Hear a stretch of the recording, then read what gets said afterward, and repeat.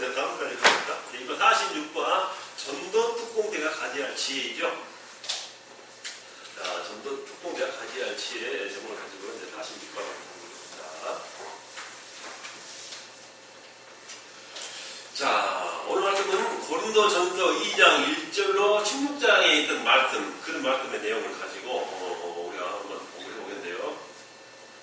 오직 비밀한 가운데 있는 하나님의 지혜를 말하는 것이니 곧 감추었던 것인데 하나님이 우리의 영광을 위하사 만세에 미리 정하신 것이라 하는 고린도전서 2장 7절 말씀을 우리가 요절 말씀으로 다루어서 한번 해보겠습니다. 자, 우리가 지금 특공대 다루고 있고 사명자 이렇게 하고 있죠.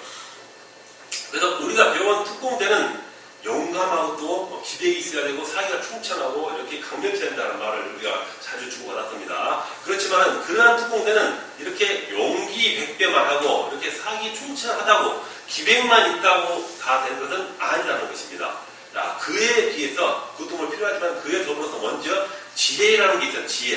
지혜죠. 그 지혜가 있어야 되는데 그 지혜를 어떻게 우리가 받을 수 있으며 그 지혜라는 것이 과연 어떠한 모습으로 나타난 것인가 하는 부분을 우리가 공부해보자는 것이죠. 자, 이렇게 기백, 용기 이외에 지혜도 있어야 한다는 것을 다시 한번 우리가 새겨야 한다는 것입니다. 그래서 완전 무장한 특공대가 지혜가 없고 미련하다면 얼마나 위험하겠는가를 생각해보는 것입니다. 그러니까 특별하고 특수한 사명을 가지고 나서한 사람이 이렇게 아둔하고 또 이렇게 지혜가 없고 혹시 뭐 실수한다든가 자기의 임무를 망각한다든가 이렇게 그런 미련한 어떤 그런 생각을 하고 있다면 얼마나 위험한가 한 것입니다. 그냥 평범한 것도 아니고 특수한 임무, 굉장히 막중한 사명을 가지고 있는 특공대인데 이렇게 아둔하다면 안 된다는 것입니다. 그래서 반드시 용기, 기백도 필요하지만 지혜라는 것도 더불어서 반드시 필요하다는 것을 강조하고 있는 내용이라는 것입니다. 자, 본문에 보면은 아까 우리 성경 본문 말씀에 그 내용에 보면은 지혜라는 말이 8번 나오고 8번. 굉장히 많은 말씀이죠. 8번에 나오고 강조를 하고 있는데 여기에 지혜라는 말은 우리가 슬기 또는 생활과 또 행동에 연결시키는 통찰력이라는 것입니다. 자, 이 지혜라는 말은 슬기롭게 생각하고 지혜롭게 행동하는 그 생활 내에서 삶에 있어서 내 생활에 있어서 살아가는 어떤 모습이겠죠. 그런 것도 행동에 연결시키는 통찰력이라는 것입니다. 끝으로 바라볼 수 있고 생각할 수 있는 그런 힘이 있어야 한다는 것입니다. 지혜라는 모습이 이렇게 다양한 모습으로 다방면한 모습으로 이렇게 변화해 나갈 수 있는 그런 통찰력 그런 것을 펼쳐낼 수 있어야 한다는 말씀이 되겠어요. 아침에 감기도 좀 콧물 나오는 좀 이상한 소리가 나요. 가끔 나더라도 이해가 돼요. 원래 고음도 좀 나는데 이거 나요. 콧물 나오게 되려고 해요. 자, 특공대는 이렇게 통찰력이 있어야 되고 지혜가 뛰어나야 한다. 복음 전도 사명을 가진 복음 전도자는 이렇게 지혜가 있어야 한다라는 말이 되겠지요. 그래서 그래야만이 강교한 얼마나 교활하고 강교합니다. 사탄들이 마귀들이. 자, 그래서 그 원수들을 섬멸하는 그 지혜로운 전략이 나올 수 있기 때문이다. 그들의 지혜보다도 우리가 앞서야만이 그들을 이길 수 있고 그들을 물리칠 수 있다라는 그런 해석이 되겠어요.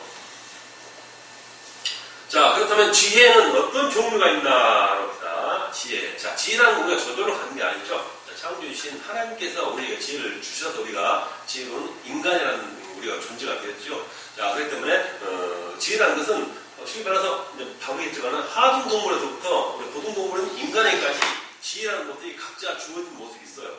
그 지혜라는 모습은 물론 하나님께서 주신 것이기 때문에 어떤 모습으로 받아들여야 하는가를 좀 더 우리가 살펴봐야겠다 하는 것입니다. 자, 금수곤충, 즉 동물이나 어떤 그런 곤충들은 하나의 벌레일지라도 제각기 하나님이 주신 본능적인 지혜를 가지고 살아가고 있다는 것입니다. 그렇죠? 세상에 얼마나 많은 어떤 그 생명을 가진 생명체들이 많습니까? 한마디 눈에 보이지 않는 조그만 벌레에서부터 아주 큰 코끼리 한 덩이만 제일 큰 고래. 지상에는 제일 큰 동물이 고래라고 그러죠. 고래가 이렇게 크다고 그래요. 이제 살아있는 동물 중에서 고래까지 이렇게 다양하고 크기도 그리고 다른 그 많은 생명체가 있다는 것입니다. 이건 하나님이 만들었다는 것입니다. 그래서 이 각각 그런 생명체들에게 하나님이 주신 지혜를 줬는데 그들에게는 본능적인 지혜를 가지고 살아가고 있다는 것입니다.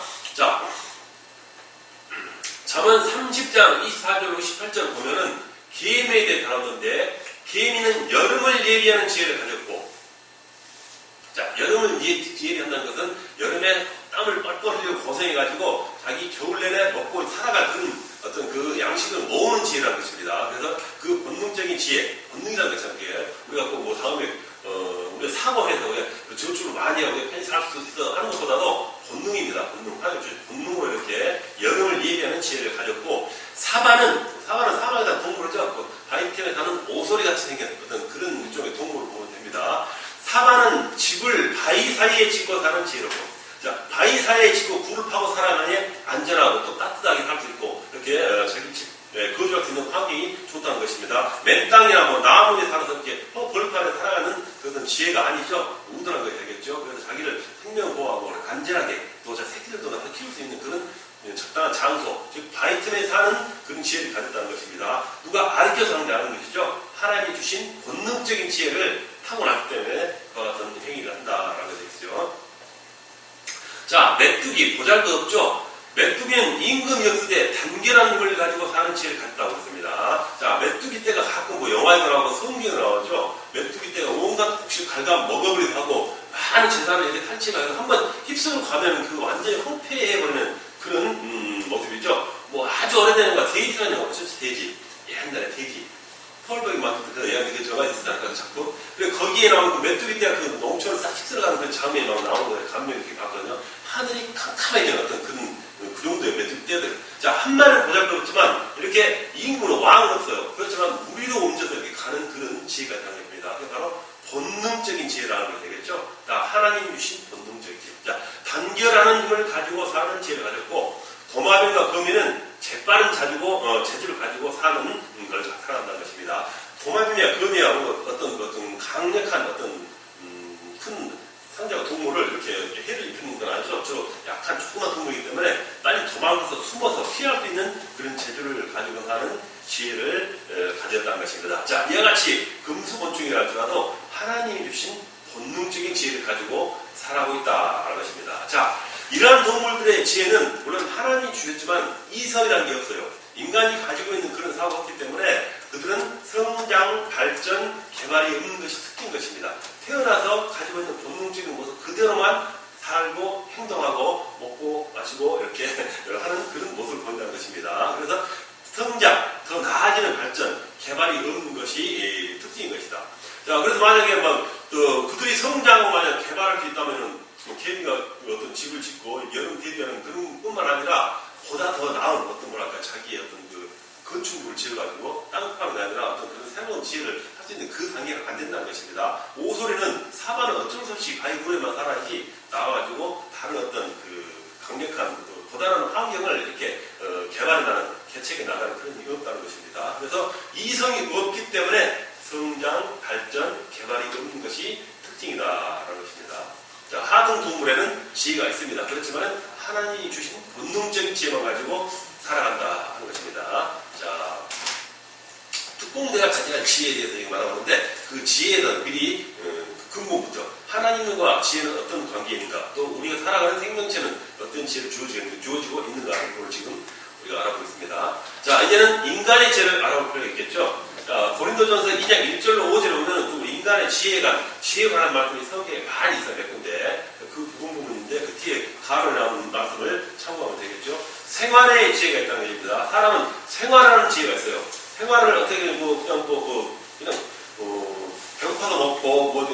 자고 그런 것보다도 자고 싶을 때는 자지 않을 수도 있고, 어떤 지혜를 발휘해서 생활에서 보다 나은 어떤 방편을 위해서 생활하는 데 있어서 보다 나은 어떤 목적을 추구하기 위해서, 환경을 개척해 나가기 위해서, 이렇게 발전하기 위해서 할 수 있는 지혜가 있다는 것입니다. 동물과 다르다는 것이 되겠죠. 처세에 관한 지혜가 있다. 자, 처세, 살아가는 데서 자기가 행해야, 아니 인간관계에서 관계 맺고 우리가 원만하게 이루어가야 할 이렇게 어떤 그 확실한 어떤 기준점이 있는 그런 처세가 있죠. 그런 것을 우리가 엮어나갈 수 있는, 풀어나갈 수 있는, 이어나갈 수 있는 지혜가 있다라는 말씀이 되겠어요. 기술적인 지혜가 됩니다. 자, 인간이 유독 이 손가락을 움직여서 어떤 행할 수 있는 어떤 그런 이런 분야가 아까 말씀드린 그런 일반적인 동물들과 다른 부분이라고 그러죠. 이 손이 있기 때문에 기술을 개발할 수 있고 발전할 수 있고 어떤 것을 만들 수 있고 또 그 보다 나은 것으로 미래를 향해서 이렇게 개발해 나가는 그런 지혜가 있다는 것입니다. 자, 재판을 해나가는 지혜가 있다. 재판, 지금 왕상 말씀은 지금 뭐랄까요, 그 솔로몬이 두 아기 엄마가 와서 서로 자기 애가 내 거라 하는 그 다툼이 있었죠. 그 말씀에다가 그 내용인데, 이 재판을 할 수 있는 바르고 옳지 않은 것을 이렇게 지혜롭게 구분하고 결정할 수 있는, 가려낼 수 있는 그런 지혜가 있다는 것입니다. 자, 그래서 인간이 가지고 있는 지혜가 이렇게 동물과는 약간 다른 고차원적인 어떤 그런 부분을 우리가 깨달을 수 있다는 것입니다. 생활의 지혜, 처세에 관한 지혜, 기술적인 지혜, 재판을 해야 하는 지혜, 이와 같은 게 있다는 것입니다. 자, 이 네 가지는 육적 방면에 꼭 필요한 것입니다. 우리가 살아가면서, 우리가 생활하면서 우리가 육적인 모습, 우리 육적인 어떤 그런 분야, 그런 단계에서 꼭 필요하다는 것입니다. 재판도 필요하죠. 어떤 다툼을 없애기 위해서. 기술적인 지혜도 필요합니다. 우리 보다 사람을 창출하기 위해서. 또 처세도 있고 생활지혜 마찬가지입니다. 자, 이런 지혜를 얻으려고 치열한 교육 경쟁이 일어나고 있다는 것입니다. 자, 1, 2, 3, 4 같은 어떤 그런 기술을,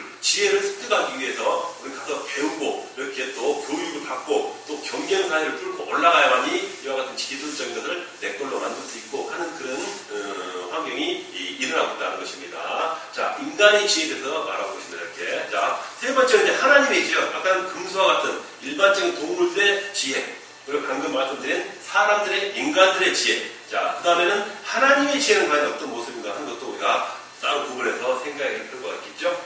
자, 고린도전서 2장 6절로 8절에 나온 그 말씀의 기준으로 우리가 볼 수 있겠죠.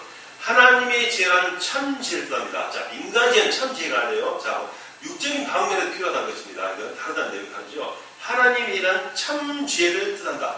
고린도전서 2장 6절로 3절, 4절까지 내용을 쭉 보면은 하나님의 지혜가 어떤 것도 하는 쫙 나열되어 있어서 시간 내서 다시 한번 새겨서 찾아볼 필요가 있겠죠. 자, 어떤 것이, 어떤 모습으로 하나님의 지혜가 우리에게 전해지고 있는가 하는 교훈하는 내용을 우리가 읽어볼 수 있다는 것입니다. 자, 그럼 우리가 자세히 또 나눠본다면은 만세 전에 미리 정하신 것이다. 만세 전에 하나님이 존재할 때부터, 요 전부터 계신 하나님이 가지고 계신 그때부터 하나님의 지혜는 가지고 계셨다는 것입니다. 감히 우리가 그 지혜를 넘볼 수 없고 다 깨달을 수 없는 그런, 우리 인간으로서는 다 알 수 없는 그런 분야가 되겠죠. 자, 하나님의 지혜, 만세 전에 미리 정하신 지혜다. 뭐 나중에 정하신 것도 아니고 또 현재 할 것도 아니라 이미 만세 전에 정해진 것이다 라는 것입니다.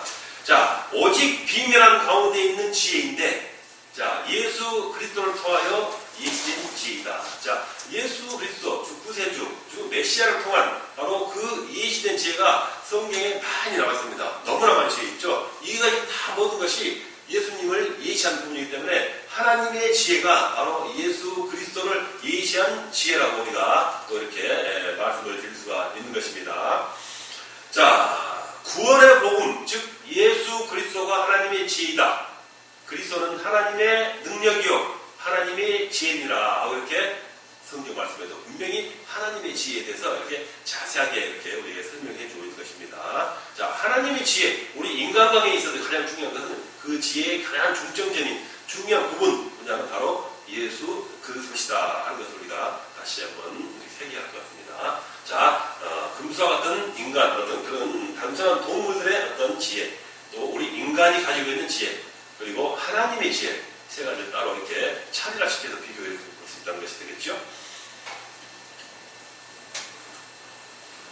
자, 이 세상의 관원들이 알지 못하는 지혜입니다. 역시 하나님의 지혜입니다. 이 세상 관원, 우리들이, 사람들이 아무리 자기가 잘나고 똑똑하고 높은 자리에 있고 세상에 아주 강력하고 만왕의 왕이라, 그 세상 왕 중에 자기가 가장 강력한 왕이라고 할지라도 바로 하나님의 어떤 그 지혜는 그들이 아무리 잘나고 똑똑해도 알 수가 없다라는 것입니다. 이게 바로 하나님의 참 지혜이다라는 것입니다. 지혜가. 자, 성령의 은혜로는 알 수 있는 지혜이다.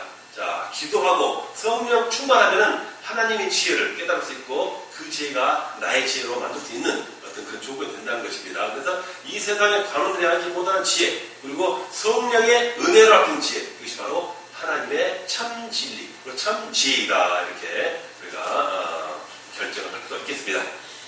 자, 그러면 두 번째로 이 하나님의 지혜, 자, 세 가지 지혜를 말씀드렸는데, 자, 동물의 지혜, 인간의 지혜는 세상에 있던 육적인 지혜이기 때문에 가지고 가장 하나님께서 가지고 계신 지혜, 우리가 깨달아고 우리가 받아야 하고 반드시 그 지혜를 우리가 읽을 수 있어야만 가장 귀중한 참 진리의 존재, 그 지혜, 바로 하나님의 지혜를 얻는 방법에 대해서 우리가 한번 공부를 해보도록 하겠습니다.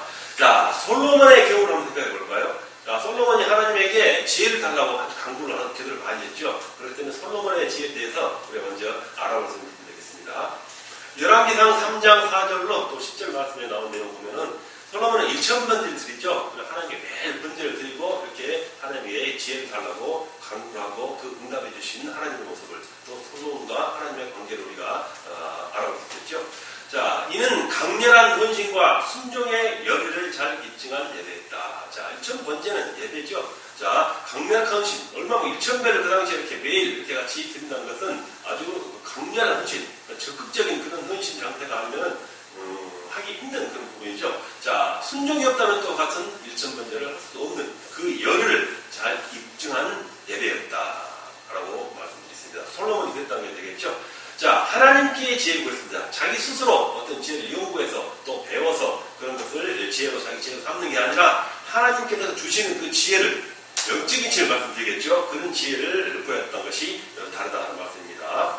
그래서 솔로몬은 전무후무한 지혜의 사람이 되었으니 바로 앞서 말씀드린 내용, 헌신, 순종과 같은 번제를 통해서 바로 예배와 기도를 통해서 받은 것이라고 우리가 말씀할 수 있게 됩니다. 자, 솔로몬의 경우, 자, 하나님이 솔로몬에게 지혜를 주실 때 이와 같은 방법을 드렸다는 것을 잠깐 말씀드렸습니다. 자, 그 다음에는 하나님의 지혜를 얻는 방법, 성경 말씀을 합니다. 자, 시편 119편 79절로 104절까지 쭉 읽어보면 그 말씀 중에 지혜를 어떻게 하면 우리가 하나님의 지혜를 얻을 수 있는가라는 부분을 우리가 읽을 수 있습니다. 성경은 하나님의 지혜의 창고입니다. 맞는 말씀이죠. 이 성경 안에가 하나님의 모든 지혜와 또 가르침과 교훈과 또 모든 분야, 쉽게 말해서 뭐랄까요, 물론 메시아에 대한 어떤 그런 예언은 기본이고, 하나님 국가에 하나님께서 우리 인간을 어떻게 다스렸고, 어떻게 훈련시켰고, 선한 서민이죠. 이스라엘 백성을 통해가지고 어떤 역사, 세계 역사를 이루어갔는가 하는 부분을 우리에게 잘 지혜스럽게 이렇게 성경을 통해서 우리가 많은 분야에서 오늘 알려주고 있는 것입니다. 자, 성경은 하나님의 지혜 창고다. 성경을 우리가 멀리하고는 절대로 지혜로울 수가 없는 것입니다. 특별히 우리, 바로 전도의 사명, 복음의 전도자들, 신앙을 갖춘 주님의 용사들, 주님의 사람들, 하나님의 백성들은 반드시 성경이 내 필수입니다. 항상 준비하고 읽고 가지고 다녀서 이렇게 그 말씀을 하루라도 멀리하지 않고 매일 읽어야 하는 그런 성경이라 이렇게 강조하고 있는 것입니다. 그래서 성경을 우리가 멀리하고는 절대 지혜로울 수가 없다라는 말이죠.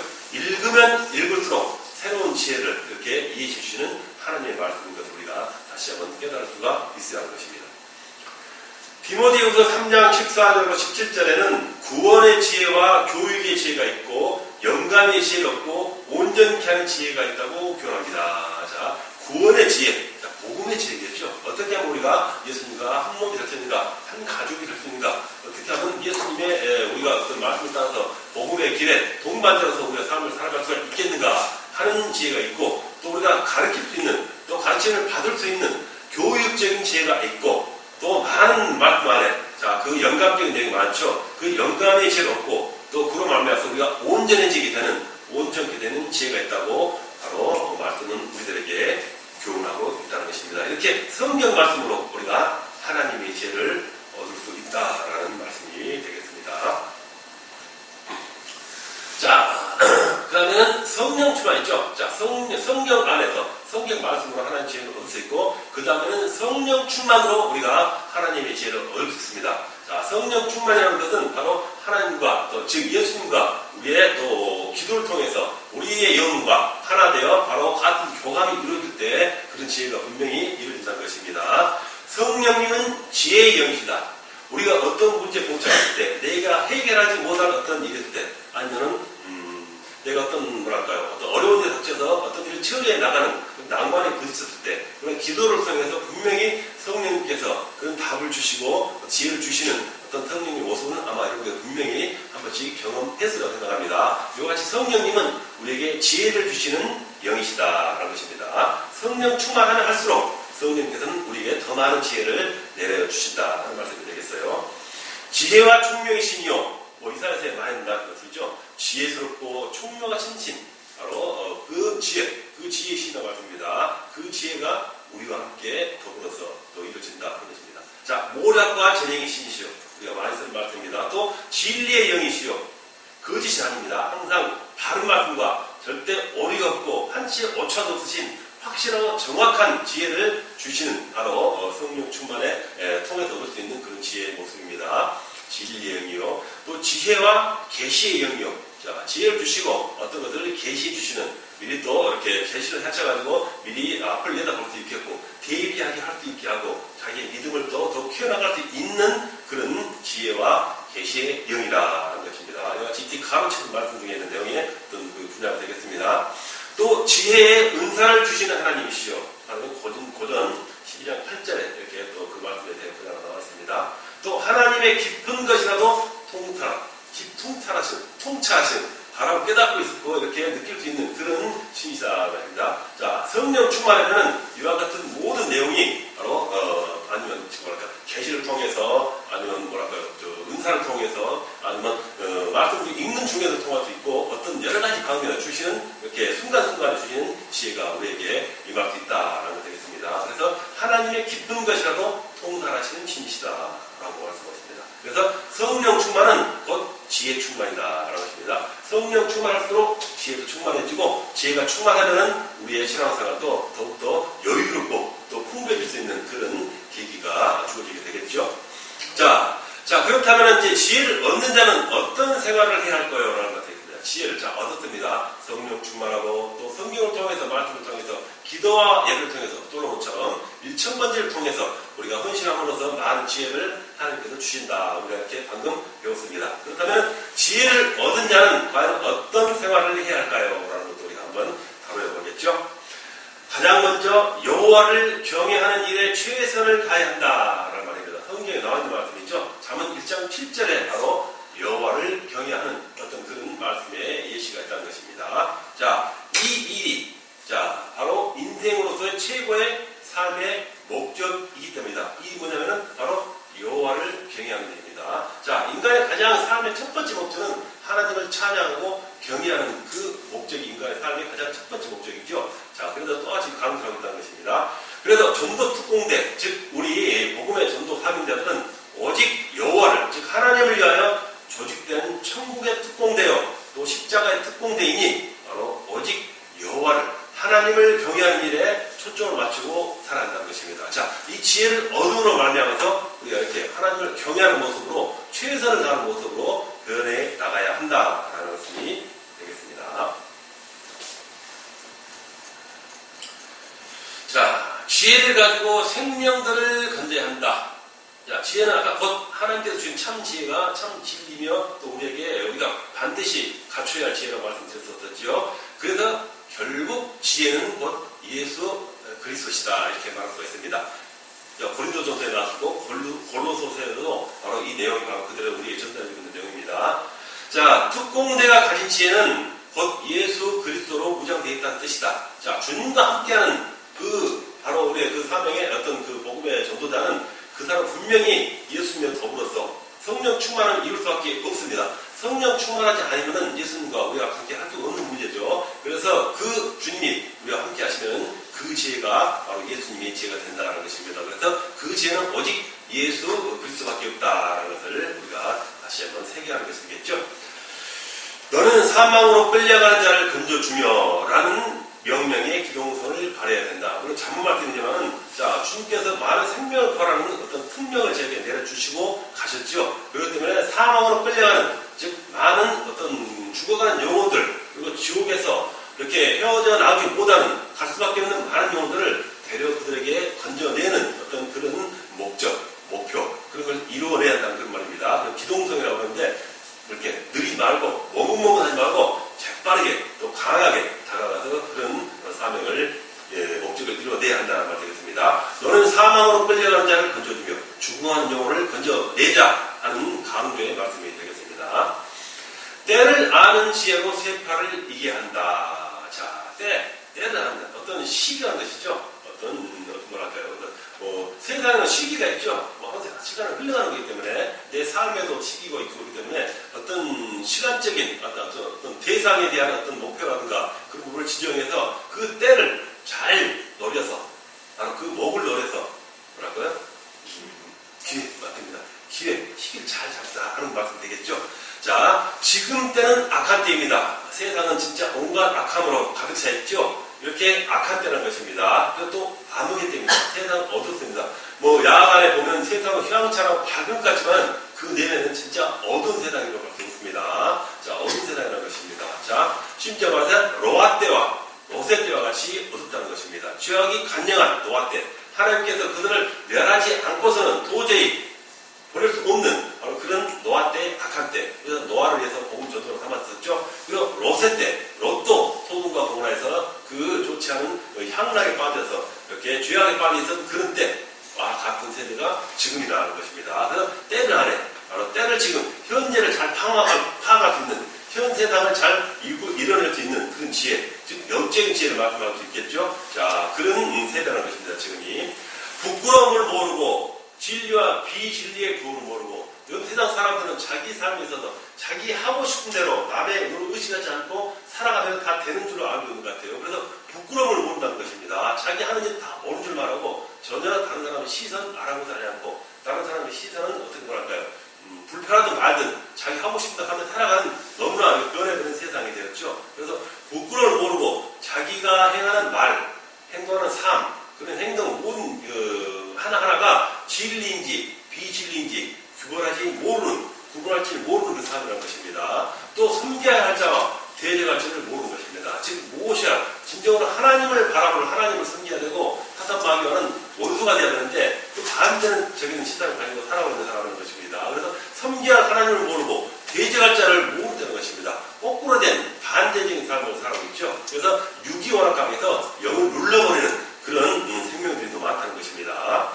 자, 그래서 지금은 말대지말이요 심판의 불이 타오고 있는 때라는 것입니다. 자, 그래서 우리가 또 그만큼 더 그래서 은혜를 더 받아야 되고 은혜 생활을 더 충실하게 이렇게 해 나가야 한다는 것입니다. 즉 자다가 깨어날 그런 시대라고 말씀한 것입니다. 그래서 때를 아는 지혜, 세상을 바로 바라볼 수 있고 또 파악할 수 있는 그리고 복음을 어떻게 잘 사용할 수 있는 이 세상을 향해서 나아갈 수 있는 그런 깨달음을 아는 지혜, 이런 지혜를 가지고 현 세파를 이해한다라는 말씀이 되겠습니다.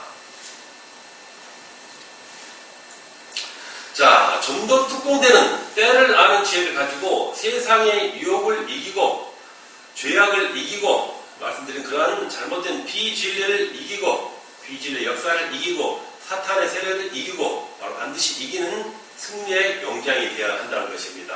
자, 때를 안다는 말씀 드렸었지요. 지금 힘이 악한 때 바로 이와 같은 어둡고 이렇게 비진리가 판친 세상 때 또 세상의 유혹마저까지도 우리의 다가오는 세상에 있어서 바로 우리가 반드시 승리하는 어떤 그 모습을 가지고 우리가 싸워 나가야 한다는 것이 되겠습니다. 반드시 사탄의 세력을 이기고 승리를 한다 하는 그런 지혜를 가져야 한다라는 말이 되겠어요. 자, 그 다음에 시간은 아끼는 생활해야 한다. 우리가 시간 속에 살아가는 것이 우리 인생이죠. 시간이죠. 하루죠. 자, 맞습니다. 그래서 시간을 아끼는 생활을 해야 된다 하는 것을 또 한번 우리가 강조할 수 있습니다. 이것 하나의 지혜라는 것이 되겠습니다. 서양 속담에 시간은 돈이라고 그랬죠. 시간은 금이다 라는 말도 우리가 간혹 써먹어요. 보면은 그렇죠. 약속 시간을 지키지 않는 사람들 향해서 우리가 말할 때 시간은 돈이다 막 해서 그런데 약속 시간 지킨 사람은 벌금으로 올라씩 걷는 그런 것도 있죠. 재미 삼아서. 시간은 돈이다. 그런 의미는 아니겠지만, 잠깐, 시간이 그만큼 귀중하다는 거예요. 잘 활용해야 한다는 게 되겠어요. 자, 몽퇴를 한 사람은 한 푼의 돈에 인색한 것과 같이 시간에 대해서도 인색하지 않은 행복한 자라고 하겠다. 자, 말이 그렇죠. 인색이라는 말은 좀 좋지 않은 단어인데, 그렇지만 시간에 인색하다는 것은 바로 시간을 전략해서 잘 사용한다는 마음이에요. 그게 생각하면은. 그래서 시간을 잘 계획 있게 조직적으로 아니면 잘 계획을 세워서 사용한 사람은 자기 인생을 풍요롭게 한다는 말씀이 되겠죠. 그래서 시간에 대해 인생한 자는 바로 행복한 자라고 말을 이렇게 역설적으로 이렇게 표현한 그런 글이라는 것입니다. 자, 바울 사도는 세월을 아끼라 하면서 분명히 우리에게 성경 통해서 말해주고 있죠. 오직 주의 뜻이 무엇인가 이해하라 하고 그 성경 통해서 말씀하고 있습니다. 금보다 더 귀한 시간을 바로 주의 뜻이 무엇인지 이해하고 사용하는 자는 지혜 있는 자인 것이다. 자, 아까 시간은 금이라고 그랬었죠. 그만큼 귀하다고 해요. 그래서 이 시간을 바로 우리 하루가 있어서 믿음을 그리고 주님을 향해서 또 주님의 뜻을 공부하는데 또 주님의 뜻을 이해하는 데 사용하고 또 주님의 지혜를 활용하는 그런 시간으로 이용한다는 것입니다. 그래서 반드시 그 사람은 지혜 있는 자로서 이렇게 주님과 함께 할 수 있는 그런 복된 그런 사람이 될 것이다 라는 말씀이 되겠어요.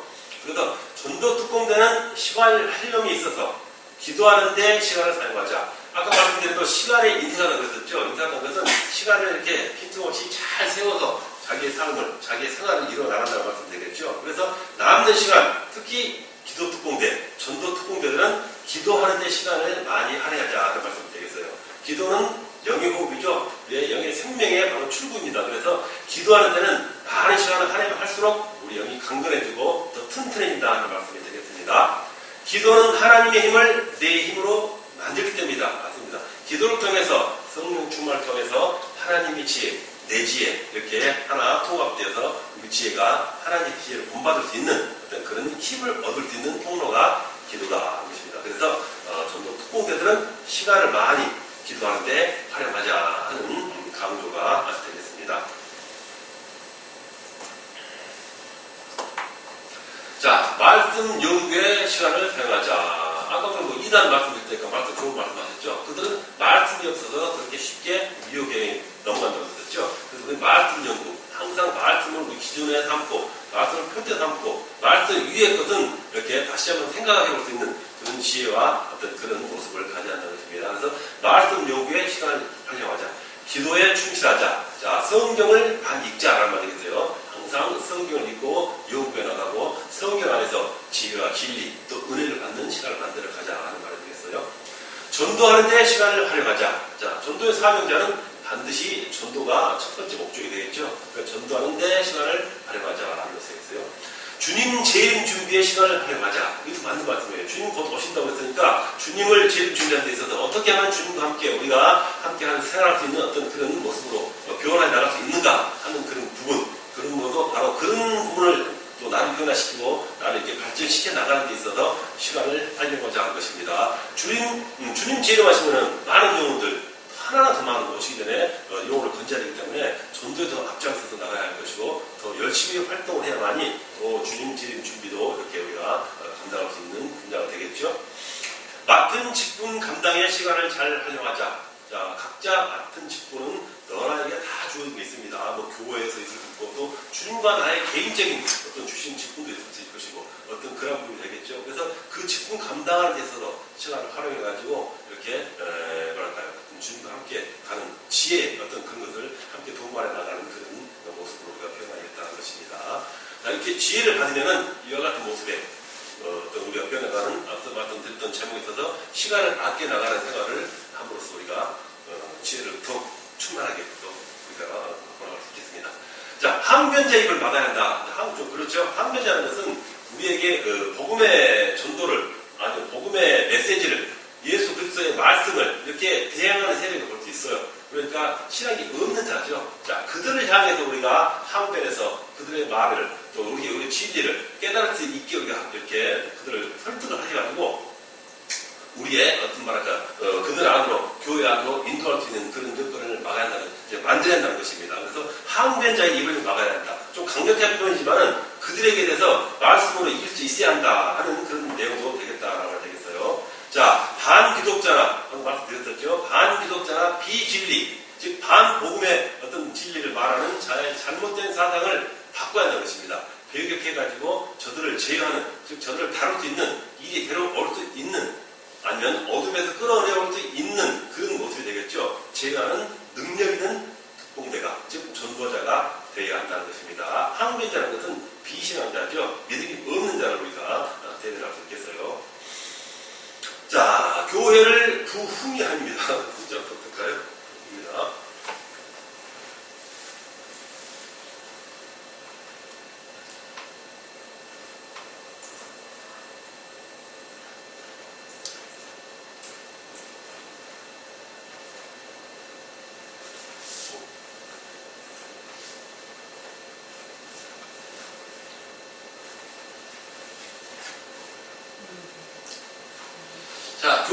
부흥시키는 핵심 요원이 돼야 한다. 자, 전도의 사명은 반드시 교회를 부흥시켜 나가야 한다는 것을 오래전 몇 시간 전에 말씀드렸었죠. 자, 그 말씀이 되겠어요. 자, 뭐 많은 성도가 있겠지만 특히 이렇게 전도의 사명을 남보다 다르게 강력하게 가지고 있는 특공대들은 교회를 반드시 더 부흥시켜야 한다 하는 그런 의무적인 의무사항을 그럴까요? 반드시 해야 할 어떤 그 분야가 되겠어요.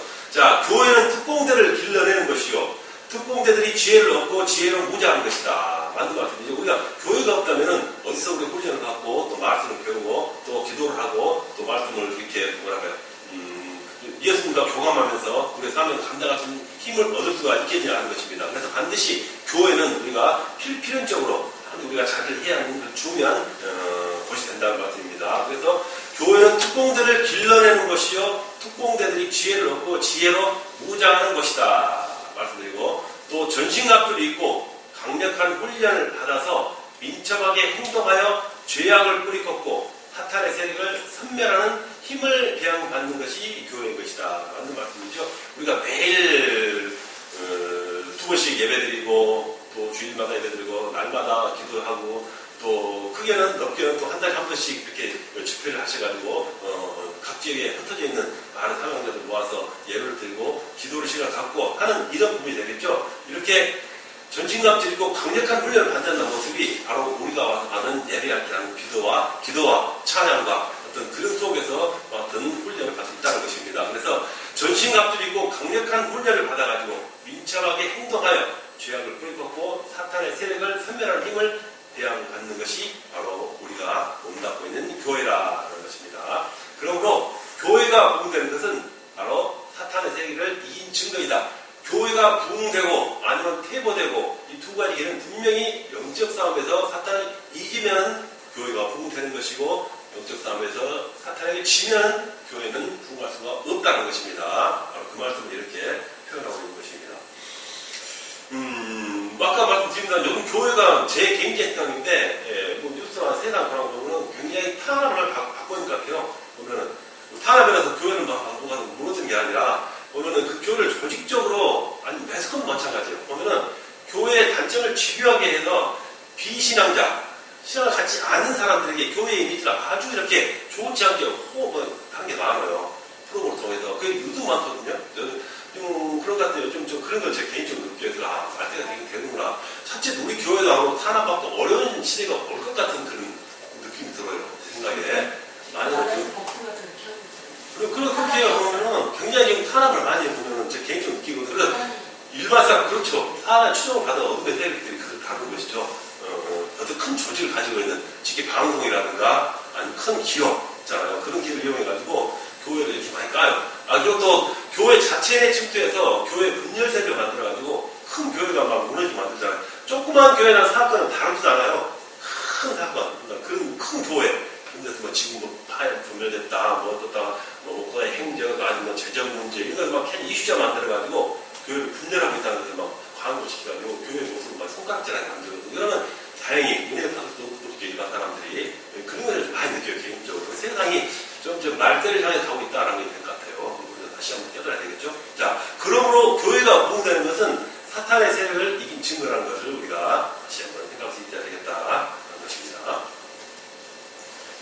자, 말씀드렸네요. 교회가 퇴보하는 것은 사탄의 세력에 지는 것을 뜻하는 것이다. 맞는 말씀입니다. 자, 전도 특공대는 기도 특공대. 아까 기도의 말씀 들었었죠? 그리고 말씀도 중요했습니다. 말씀 특공대, 그리고 순종해야 됩니다. 순종 특공대, 그리고 십자가의 특공대에서 사탄의 세력을 물리쳐야 되겠죠? 그 사탄을 물리치고 교회를 질적으로 또 양적으로 부흥시키는 핵심 요원이 또한 바로 우리 전도 사명을 진, 즉 영적 특공대, 즉 저와 여러분의 어떤 사명의 모습이 바로 이와 같다는 것입니다. 기도 특공대, 말씀 특공대, 순종 특공대, 십자가를 향해서 주님의 군대가 되어서 막강한 어떤 그런 영향을 발휘할 수 있는 자기 능력을 발휘해서 교회를 부흥시킬 수 있는 핵심 요인이 되어야 한다라고 강조를 하고 싶습니다. 자, 결론입니다. 거룩한 지혜를 가진 자 중에 실패하는 자 없고, 자, 성도에 말씀드린 아브라함의 지혜는 거의 하나님에 대한 어떤 지혜였었죠. 주의 지혜이기 때문에 아브라함은 실패를 별로 안 했다는 말씀을 강조했었습니다. 이로써 해결하지 못할 문제 또한 없어진 것입니다. 하나님이 주신 지혜는 절대로 실수가 없죠. 절대로 해결할 수밖에 없는 바로 그런 하나님의 지혜를 강구해야 한다는 것입니다. 그러므로 우리 특공대는 이 지혜를 얻기 위해서 하나님께 구해야 한다 말씀이죠. 그리고 겸손해야 한다는 것입니다. 그리고 지혜롭게 생활해가지고 우리 지혜에서 사망으로 끌려 들어가는 많은 영혼들을 건져내는 것이 우리의 가장 주된 사명이요. 또 그리고 하나님께서 주신 바로 명령을 우리가 순종하고 또 복종하는 또 이루어내는 그런 사명으로서의 사명자의 모습으로서 날로 발전해 나가야 한다는 것을 강조하고 싶습니다.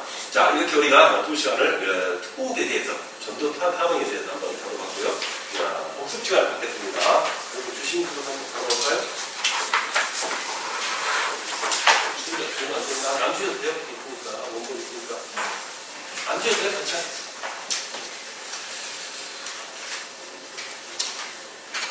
자, 45거부터 읽어보겠습니다. 한 사람이 천을, 두 사람이 몇을 도망케 했다고 했었죠? 네. 네, 맞습니다. 네. 그래서 성경 나온 말씀이죠. 한 사람이 천을 쫓으며 두 사람이 만을 도망케 했을까? 신명기에서 이렇게 나온 말씀이죠. 10,000명입니다. 성경 말씀 한번 더 읽어보는 기회가 되겠죠. 두 번째, 연합군들의, 아까 연합군들 다른 나라와 네 나라가 싸웠다고 그랬죠? 그 연합군을 말씀드릴 거예요. 그들이 싸운 격전지, 정태했던 장소가 어디였었죠? 네, 맞습니다. 시딤 골짜기에서 그들이 싸웠습니다. 그래서 그들이 패전하자 결국 소돔과 고모라도 패전하는 그 지역이 결국 말았다고 그랬죠? 자, 팔레스틴 5소국들이 12년간 누구를 섬겼었지요? 그돌라오메입니다. 그돌라오메. 예. 근데 이것은 이제 아브라함과 318매 특공대, 그리고 이렇게 관계되는 그 분야에 대해서 나온 인물이기 때문에 이렇게 그돌라오메라는 그 인물 이름도 우리 한번 새겨보면 좋을 것 같아요. 자, 아브라함은 누구 때문에 이 전쟁에 뛰어들었나요? 롯 때문에 뛰어들었죠. 그 전쟁과 전혀 무관한 아브라함이 조카를 구하기 위해서 생명을 건지기 위해서 조카의 사랑으로 가지고 이렇게 그를 구하기 위해서 전쟁에 뛰어들었다는 말씀을 드렸습니다. 아브라함이 훈련시킨 특공대는 318명이었죠. 자, 롯이 포로화됐던 소식을 아브라함이 들었어요. 그래서 아브라함이 어떻게 그걸 생각했었죠? 무슨 소리를 알았을까요? 비상태세, 비상사태. 비상이다 했었어요. 그래서 전혀 상관없는 그 전쟁에 아브라함이 롯이 이렇게 포로 접근한 걸 듣고 비상사태를 이렇게 선포하면서 318매 특공대를 이렇게 끄집냈다는 말씀을 드렸죠. 비상사태입니다. 비상태세를 합니다. 비상태세.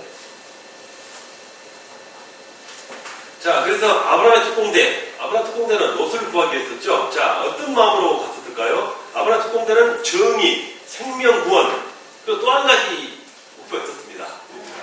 사랑입니다. 사랑하는 마음으로. 이 세 가지 이유 때문에 롯을 구원해냈다는 것입니다. 정의, 생명 구원, 그리고 사랑. 이 세 가지입니다. 아브라함의 특공대는 무엇을 이용하여 급습을 했나요?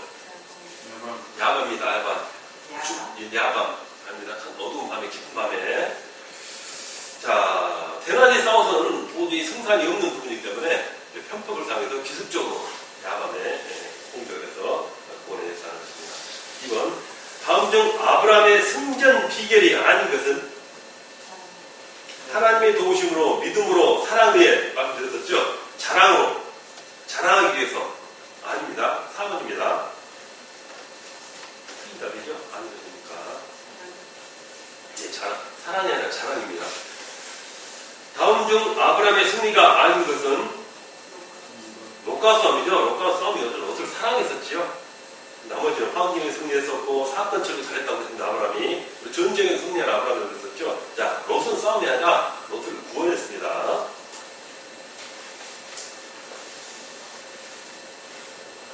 자, 그돌라오메를 대입한 것은 무엇을 대입한 것과 같나요? 마귀를 대입한 것. 그래서 그 와중에서 롯을 구원한 아브라함은 예수 그리스도를 예시한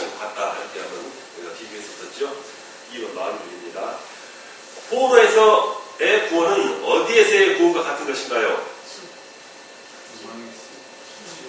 지옥입니다. 지옥 같은 것은 지옥은 포로 생활 지옥과 같다고 그랬죠. 자유 박탈, 인권 박탈, 정조 박탈, 재물 박탈, 온갖 박탈 하기 때문에 지옥과 같은 모습이 나왔습니다. 그래서 지옥과 같다는 말씀입니다. 오, 자, 롯을 구원한 아브라함은 누구 모습과 같나요? 예수입니다. 자, 지옥과 같은 생활을 밖에 없는 롯을 이렇게 아브라함이 구원했기 때문에 바로 예수님께서 많은 생명을 지옥에서 구원해 주시는 예수님의 모습이다. 자, 맞는 걷기 선을 그으시죠. 포로된 생명들은 예, 지옥의 생명과 같습니다. 아브라함의 특공대는 그렇습니다. 4대국 연합군을 파멸시켰다. 훈련받은 특공대 수는 네, 집에서 기준 318명이었다. 롯이 포로로 잡혀간 것은 하나님의 징계법입니다. 롯도 포로로 잡혀간 것은 그만큼 하나님 말씀에 벗어나기 때문에 하나님의 징계다 하고 그 말씀드렸었죠. 그렇게 해석을 했었습니다. 자, 최초 연합전쟁이 일어났던 그것이죠. 전쟁이 없으니까 히팅 걸작에서 연합군이 서로 싸우면서 이렇게 승패를 가졌던 말씀이 되겠습니다. 예, 46과를 다뤄보겠습니다. 특공대에 꼭 있어야 할 것은 지혜. 용기와 기획도 좋지만 지혜가 반드시 앞서 필요하다라고 말씀드렸었죠. 지혜.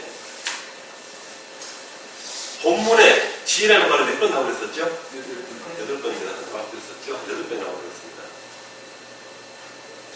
자, 그 지혜라는 말 뜻은 무슨 지혜는 어떻고 지혜가 있었는데, 자, 생활에서 나오고 또 여러 분에 나왔었는데, 이 모든 걸 통합해서 지혜라는 뜻을 뭘로 기별시켰었죠? 통찰력입니다. 네, 알겠습니다. 통찰력입니다. 기록하셨어요? 어떻게 잘 맞히십니까? 기억이 무엇인가요? 공부 주시면 됩니다. 자, 하는 동물들은 하나님이 주신 어떤 지혜를 가지죠? 네, 본능적 지혜입니다. 이성적 지혜가 아니라 그저 하나님 주신 그 본능에 의한 그런 지혜를 가지고 살아간다고 했습니다. 그 예로 개미, 메뚜기, 사반 이런 말 들었었죠. 그래서 동물들의 지혜는 무엇이 없어서 성장 개발했다고 했습니다. 이성. 네, 이성이었습니다. 그래서 인간의 지혜와 다르다는 부분을 썼죠. 자, 그래서 이제 인간의 지혜를 따로 다루면서 바로 인간의 지혜를 4가지를 말했었는데 생각할 수 있을까요? 인간의 지혜 4가지는 생활입니다. 생활지혜, 생활에 관한 지혜, 그리고 처세에 관한 지혜, 그리고 뭐 손가락, 기술에 관한 지혜, 그리고 기술? 예, 기술의 지혜 있습니다. 그리고 솔로몬처럼 재판의 지혜, 솔로몬의 재판이 있었었죠. 그러니까 생활, 처세, 기술, 재판의 지혜를 우리가 46과에 다뤘던 내용입니다. 자, 하나님의 지혜를 말하는 성경은 물론 여러 군데 많이 있겠죠. 그래서 다른 것은 고린도전서 2장 6절로 8절 말씀에 기록되어 있었어요. 아까 말씀 때. 또 다른 데 있어요. 3절로 4절까지가 계속 있는 건데 뭐 고린도전서 2장 6절로 8절하고 써보세요. 그렇다면 대표적인 말이 되기 때문에 지혜의 내용입니다. 하나님의 지혜를 말하는 성경은 고린도전서 2장 6절로 8절 뭐 3장 4절까지 쭉 내용이 되는데 한번 보시길 바라겠어요.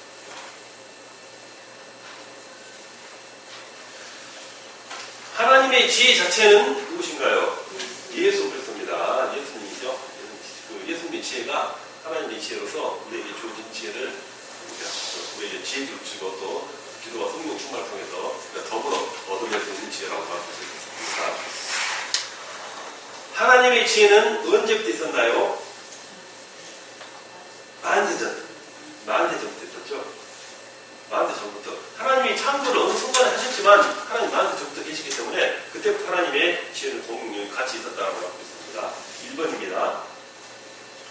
바위 사이에 집을 짓고 사는 동물은 사반입니다. 이게 오소리 종류라고 생각하면 되겠어요. 오소리 일종인데 바위 틈에서 이렇게 숨어서 굴을 파고 하는 그런 동물의 본능적인 어떤 그런 임금도 없는데 단결의 힘을 가지고 있는 것은 메뚜기입니다. 자, 하나의 무조건 존재지만 수많은 때를 이뤄가지고 단결의 힘을 보여주는 메뚜기입니다. 솔로몬이 지혜를 얻는 방법은 예배 그겁니다. 뜨거운 헌신과 또 순종과 또 예배를 통해서 지혜를 또 하나님께서 강구했던 그 내용을 하나님께서 그대로 주셨었죠. 자, 다음 중 지혜를 얻는 방법이 아닌 것은 그만은 아니죠. 당연히 오히려 지혜를 잃어버릴 수 있는 잘못된 그런 답이 됩니다. 성령 충만, 성경, 기도를 통해서 우리가 지혜를 얻을 수 있다고 했습니다. 자, 여호와를 경외하는 일이 인생의 최고의 목적이다. 맞습니다. 우리가 꼭 잊지 말아야 할 그런 가장 첫 번째 목표라고 했습니다. 자, 특공대가 가질 지혜는 경험을 통해서 얻어진다. 맞습니다. 좀 애매하게 생각하는데 잘못하면 오라고 할 수 있습니다. 맞는 말이죠. 우리 모든 경험을 통해서 얻는 지혜를 쓰는데 우리는 그게 아닙니다. 하나님이 일 통하기 때문에 기도를 통해서 얻어야 돼요. 말한 대로 예배를 통하기 때문에 경험은 첫 번째로 볼 수 있습니다. 특공대가 가질 지혜는 경험을 통해서는 아닙니다. 기도를 통해서 얻어지죠. 자, 노아 때, 롯의 때는 거룩하게 사는 때였다. 아닙니다. 죄와 함께 관영한 때였었죠. 그래서 하나님께서 그들을 멸한 그런 모습을 성경에서 우리가 알고 있습니다. 시간을 아끼는 생활은 지혜자의 생활이다. 맞습니다. 지혜로운 특공대는 교회를 부흥시켜야 한다. 없어요? 뭐라고 나왔어 혹시? 특공대를 연단해서 승리해야 하나님을 기쁘시게 한다. 맞습니다. 네, 맞습니다. 그것이 앞전 시험 많이 옮길 거야 아마. 그대로 옮겼네. 얘기 나왔는데 맞습니다. 자, 이렇게 정확하게 오늘 시간을 3분분해서 45과 46과 목표 이렇게 나눠서 여러분들 이렇게 열심히 경청해 주시고 교육에 열의가 높아져가지고 시험을 좀 접속을 하셔가지고 저는 그냥 한 번도 안 계셨어요. 지각하고 한 번도 안 계셨어요. 갑자기 나가면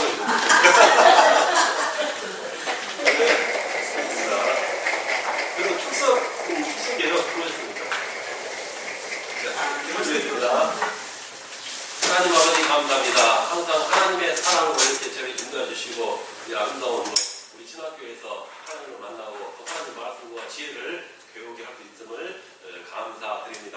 항상 이 지혜 안에서 이 공간 안에서 예수님과 함께 해주시고 성령의 지혜로서 우리의 능력을 배가시켜 주셨어서 그 배가된 능력으로 세상 가서 영적 경쟁에서 항상 승리하는 우리 전도자들이 되게 하여 주셨어서 하나님 나라 확장시키고 이 세상 복음의 세상으로 다 채워줄 때까지 앞으로 전진하게 해주시고 하나님과 더불어서 이 세상을 또 아름답게 꾸며나가는 데 있어서 앞장서게 하여 주시옵소서. 하나님의 축복으로 더 나은 복음 생활로 목교 생활로 이어지게 하시고 그들 앞에 항상 거칠 것 없는 용기와 믿음을 주셔서 이 세상을 헤쳐나가는 지혜와 힘을 내려주시옵소서. 항상 오간길 안전하게 지켜주시고 물질, 축복, 풍성하게 보셔서 신앙생활에서 정도 부족함이 없는 삶을 살게 하여 주시옵소서. 감사드리며 우리 주 예수 그리스도 이름으로 기도합니다. 여러분 수고하셨습니다.